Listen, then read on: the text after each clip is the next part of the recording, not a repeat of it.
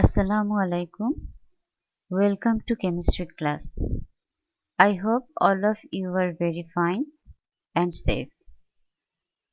Today I will discuss about a very important chemical, sulfuric acid. At first, I will mention some uses of sulfuric acid.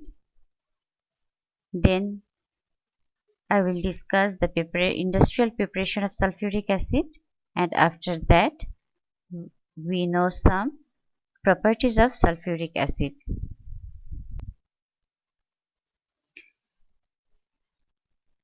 Let's go for knowing some uses of sulfuric acid.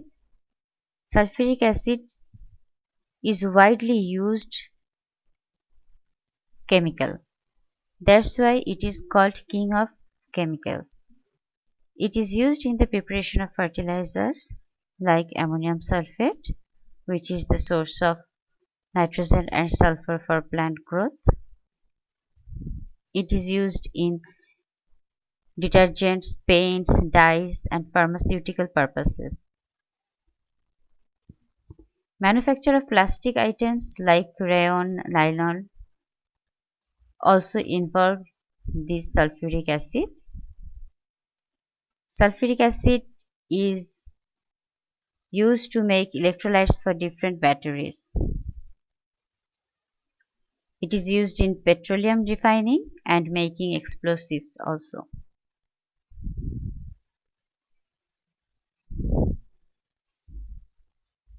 Let's know how to make sulfuric acid. Sulfuric acid is made in a three-step method which is known as contact process in industry.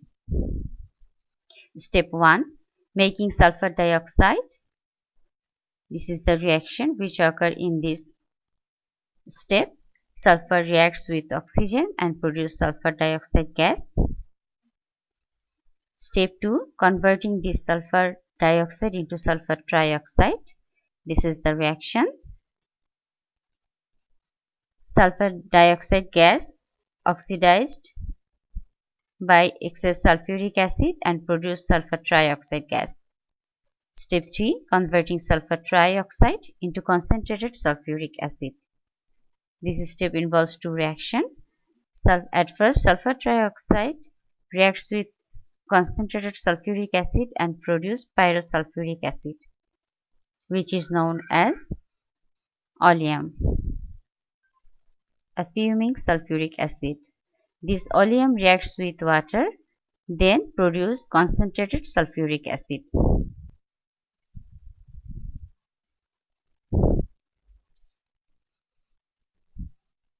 Here you can see a rough diagram of industrial setup of manufacturing sulfuric acid. It is a three-step reaction. Three different chambers is involved in this contact process.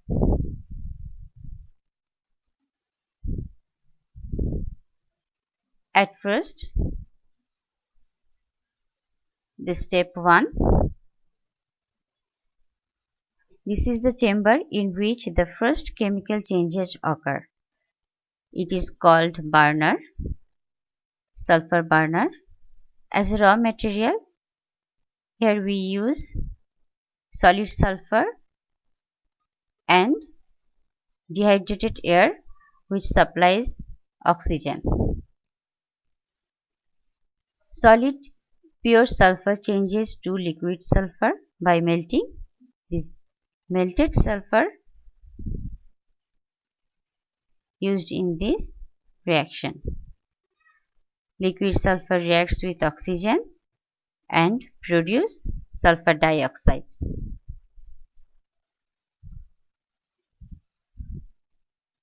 A catalytic chamber is connected with the burner. Produced sulfur dioxide gas is channeled with some oxygen to the catalytic converter. I repeat, sulfur burns in oxygenated air to form sulfur dioxide. This is the net reaction of this step. Next, go for second stage.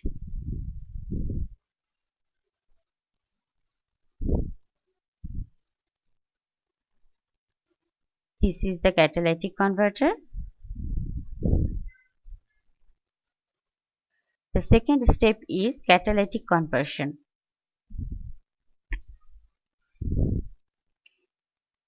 The prepared sulfur trioxide passes through the pipe, enter into the catalytic converter. Here it is react with excess oxygen and oxidized to produce sulfur trioxide gas. This is a reversible reaction. This reaction is in equilibrium.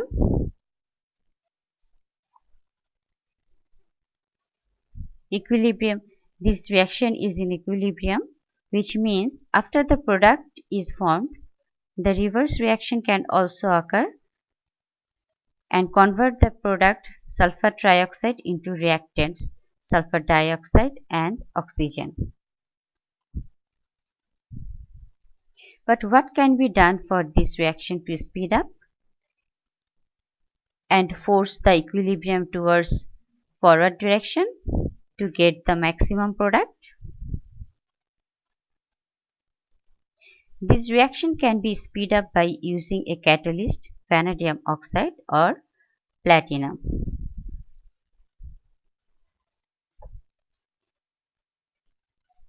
This is an exothermic reversible reaction. As this process is an exothermic reaction, the temperature should be as low as possible. According to Le Chatelier principle, a lower temperature should be used to shift the chemical equilibrium towards the forward direction for increasing the percentage yield. Very low temperature will lower the product formation rate to an uneconomical level. So to increase the reaction rate, high temperature, here 450 degrees centigrade and a catalyst, vanadium oxide, is used to increase the rate of forward reaction.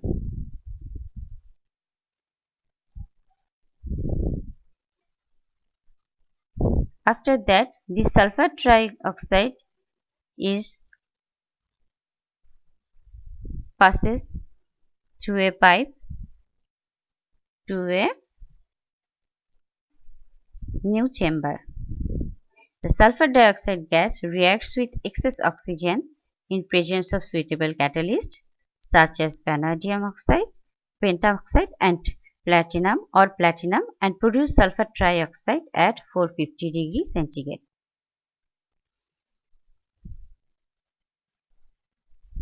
This was step 2.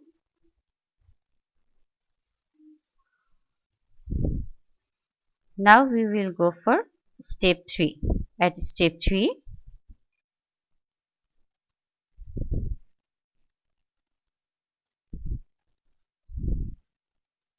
this is the absorption tower.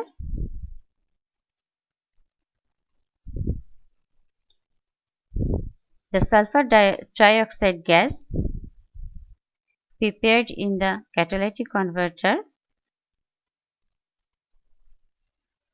enters into the absorption tower in this way, and concentrated sulfuric acid added to the absorption tower to sulfur dioxide like this. Then sulfur trioxide reacts with sulfuric acid, produce pyrosulfuric acid, which is known as oleum.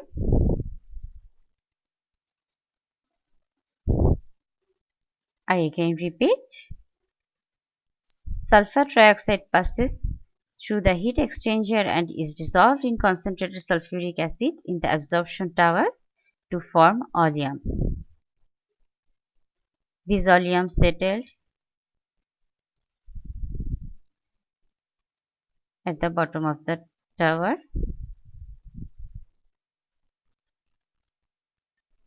And water is carefully added to oleum to form concentrated sulfuric acid. And the reaction is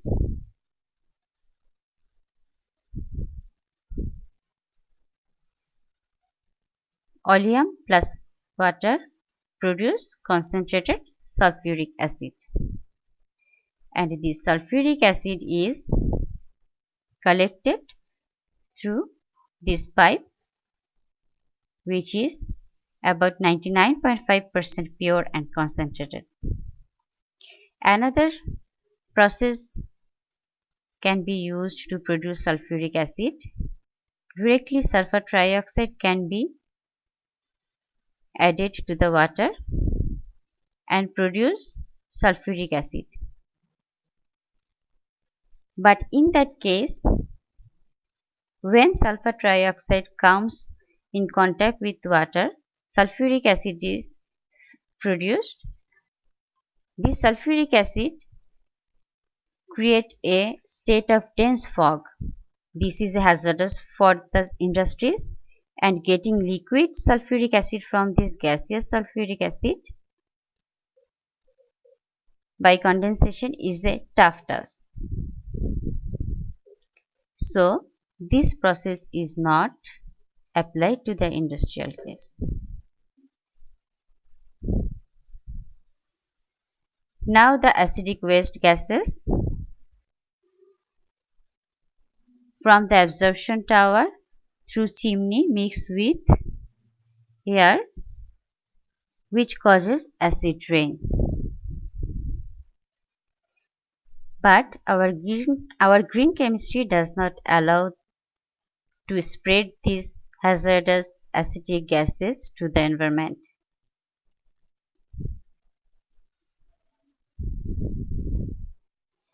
So, to minimize the emission of waste gases are channeled to recycle them.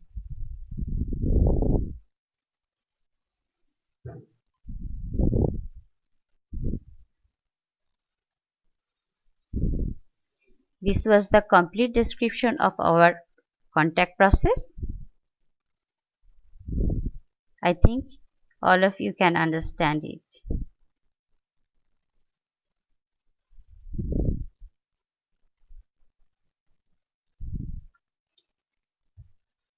This is a simplified contact process flowchart picture.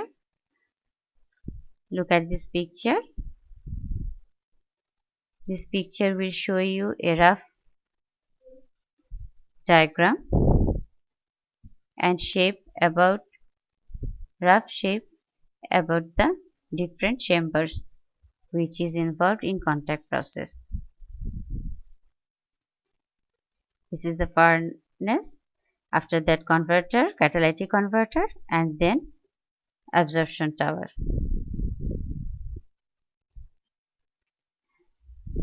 This is a real image of a catalytic conversion. Look at this picture. This is a plant in which sulfuric acid is produced. These pictures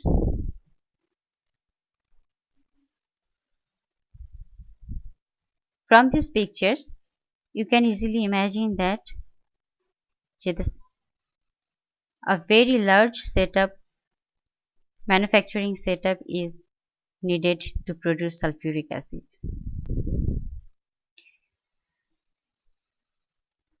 Now I will mention some physical properties of sulfuric acid. Sulfuric acid is a colorless, odorless liquid. It is an oily liquid in pure state. 100% pure sulfuric acid is a oily liquid. It is slightly sour in taste and it is soluble in water. And the dissolution of water is a very heat producing process.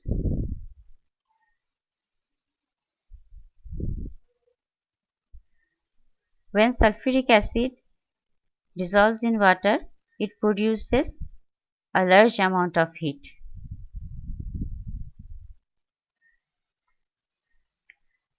Next, I will discuss some chemical properties of sulfuric acid. We know what is chemical property. Chemical properties is that how an compound or element reacts with other compounds or element. At first, reaction of sulfuric acid with base and alkali. We know when base reacts with acid, produce salt and water, and this reaction is known as neutralization reaction. Some example here, calcium oxide is a metallic oxide. We know metallic oxides are basic in nature. This base reacts with sulfuric acid and produce calcium sulfate salt and water. Here we take ferrous oxide. Ferrous oxide reacts with sulfuric acid, produce ferrous sulfate and water. Here ferrous sulfate, calcium sulfate is a salt of calcium, sulfate salt of calcium. Next we take an alkali, sodium hydroxide. Sodium hydroxide reacts with water and produce corresponding salt, sodium sulfate and water. Calcium hydroxide also reacts with sulfuric acid and produce calcium sulfate and water. Next, reaction of sulfuric acid with carbonate and bicarbonate salts of metal. Carbonate and bicarbonate salts, when reacts with sulfuric acid, it always produces corresponding salt, water and carbon dioxide. Always carbon dioxide gas is evolved. Let's see some examples. Sodium carbonate reacts with sulfuric acid, produce sodium sulfate salt, water and carbon dioxide gas. Now we take a bicarbonate salt of sodium. Sodium bicarbonate reacts with sulfuric acid, produce sodium sulfate, water and carbon dioxide. Similarly, reaction of sulfuric acid with sulfite and bisulfite salts can be explained. Sulfite and bisulfite salts reacts with sulfuric acid and produce corresponding salt, water and sulfur dioxide gas. Let's see some example. Sodium sulfite salt reacts with sulfuric acid, produce sodium sulfate salt, water and sulfur dioxide gas. Next, sodium bisulfite salt reacts with sulfuric acid, produce sodium sulfate salt, water and sulfur dioxide gas.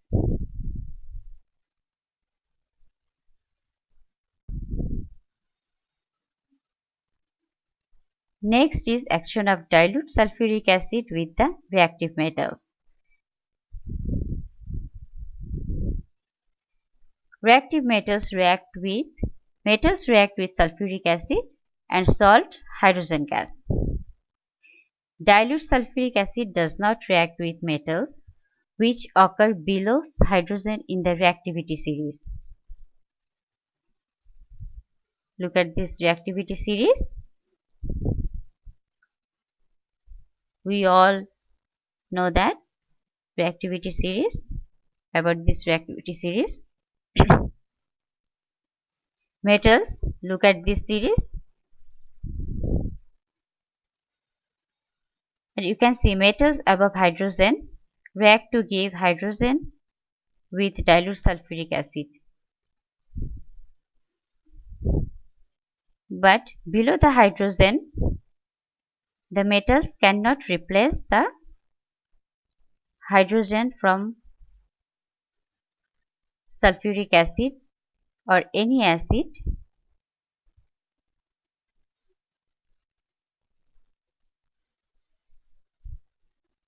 For example, we can take zinc plus sulfuric acid, produce zinc sulfate and hydrogen. Here, simple displacement reaction occurs. Zinc replaces the hydrogen of sulfuric acid and produces zinc sulfate salt and releases hydrogen gas. But when copper reacts with sulfuric acid, there is no reaction because copper stands below the hydrogen in a reactivity series.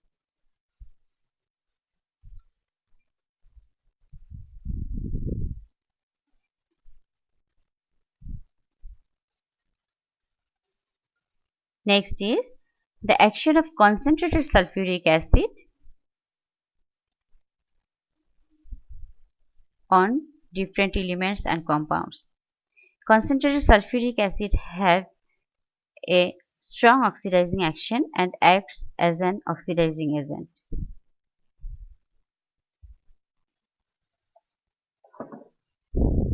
It oxidizes metal and non-metals.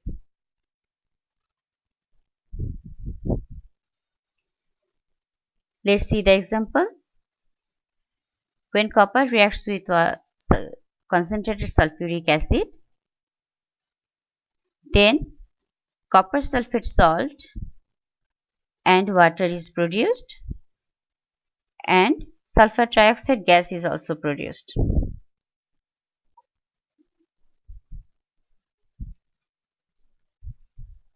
Here sulfuric acid oxidizes copper and produces copper 2+ ion. Look at this equation. Here we can here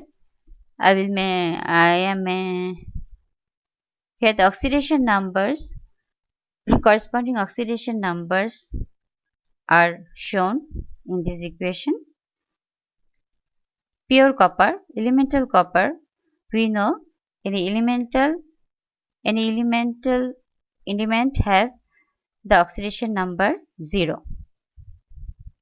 And in sulfuric acid, the sulfur's oxidation number is +6.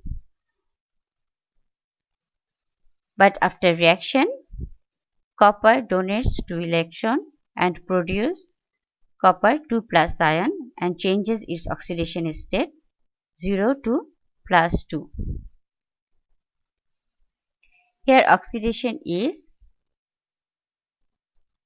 occur.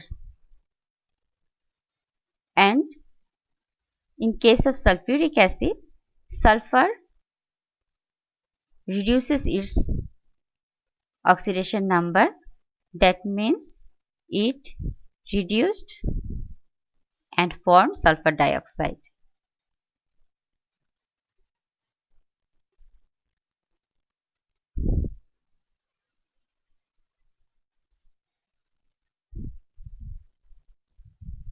That means we can say sulfuric acid oxidizes copper and reduces itself into sulfur dioxide.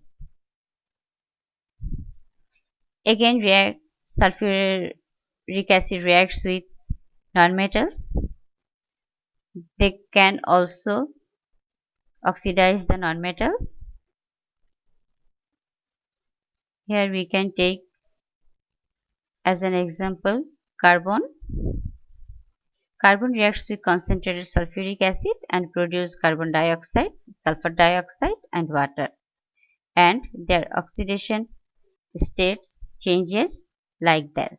These. At first, before reaction, carbon has the oxidation number 0, and after reaction, in carbon dioxide, its oxidation state is +4. That means carbon oxidizes by sulfuric acid into carbon dioxide. Sulfuric acid reduced to form sulfur dioxide. That means we can see dilute sulfuric acid doesn't show strong oxidizing power, but concentrated sulfuric acid is a strong oxidizing agent. Another important properties of sulfuric acid, concentrated sulfuric acid, is it acts like a dehydrating agent. The substance that absorbs water from any compound is called a dehydrating agent. This property in a chemical is dehydrating property.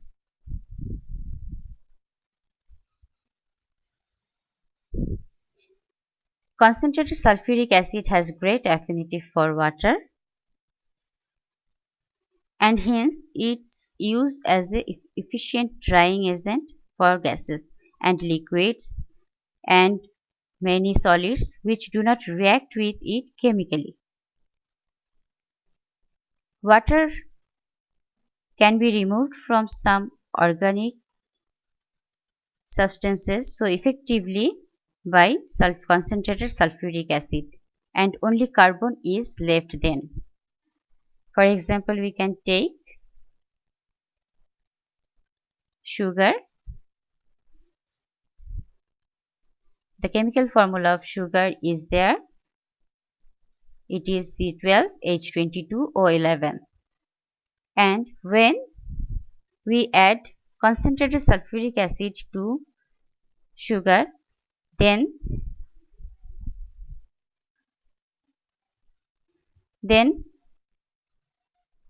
carbon dioxide carbon is produced. And sulfuric acid absorbs 11 molecules of water from it. Similarly, if we take formic acid, methanoic acid reacts with concentrated sulfuric acid and produce carbon monoxide by removing one molecule of water by sulfuric acid.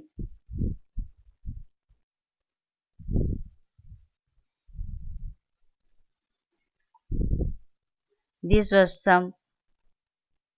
some important reactions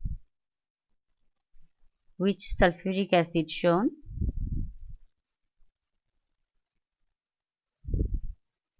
That's all